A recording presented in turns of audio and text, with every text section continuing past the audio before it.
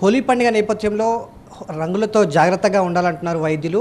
స్కిన్‌తో పాటుగా కంటిలో పడితే చాలా ఇబ్బందులు తలెత్తే అవకాశం ఉంటుంది అంటున్న ఐ స్పెషలిస్ట్ డాక్టర్ రవీందర్ గారితో ఒకసారి మనం మాట్లాడించే ప్రయత్నం చేద్దాం. స్ట్రాంగ్ కలర్స్ వాడినట్టయితే కంటిలోని కార్నియా భాగం దెబ్బతిని మరి కంటిలో అల్సర్ ఏర్పడి శాశ్వతంగా కంటి చూపు పోయే అవకాశాలు చాలా ఉంటాయి.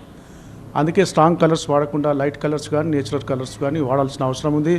ముఖ్యంగా ప్రొటెక్టివ్ గ్లాసెస్ పెట్టుకొని హోలీ పండుగ సెలబ్రేట్ చేస్తే కంటికి ఎటువంటి ప్రమాదం జరగకుండా ఉండే అవకాశాలు ఉంటాయి. మనం ఎంత జాగ్రత్తలు తీసుకున్నా ఏదో ఒక సందర్భంలో కంట్లో కలర్ కావచ్చు, లేకపోతే కలర్తో కూడిన వాటర్ కూడా పడే అవకాశం ఉంటుంది. సో అలాంటప్పుడు ఇమీడియట్గా తీసుకోవాల్సినటువంటి ప్రికాషన్స్ ఏంటి, ఎలాంటి జాగ్రత్తలు తీసుకోవాలి సార్?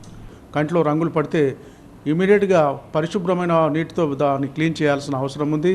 అదేవిధంగా దగ్గరలోని కంటి డాక్టర్ని సంప్రదించాల్సిన అవసరం ఉందండి. ఈ రంగుల్లో చాలా పెట్రోకెమికల్స్ కలుపుతుంటారు, అదే మురికి నీరు కలుపుతుంటారు. అదేవిధంగా సునీర్ లాంటి పదార్థాలు కలిపి రంగులు హోలీ పండుగ సెలబ్రేట్ చేస్తారు. కాబట్టి కంటికి తీవ్రమైన గాయం జరిగి కార్నియా సెన్సిటివ్ పార్ట్ అయిన కార్నియా డ్యామేజ్ అయ్యి అల్సర్ ఏర్పడి శాశ్వతంగా అందులయ్యే అవకాశాలు ఉంటాయి. కాబట్టి మరి పిల్లలకు కంటిలో ఇటువంటి పదార్థాలు పడిన వెంటనే మనము పరిశుభ్రమైన నీటితో కడిగి మరి డాక్టర్ని సంప్రదించడమే ఉత్తమమైన మార్గం. ముఖ్యంగా కంట్లో రంగులు పడినప్పుడు కళ్ళు ఎర్రబడడం, కళ్ళు దురద పెట్టడం, అదేవిధంగా కళ్ళలో నలక లాంటి కనిపించడం వల్ల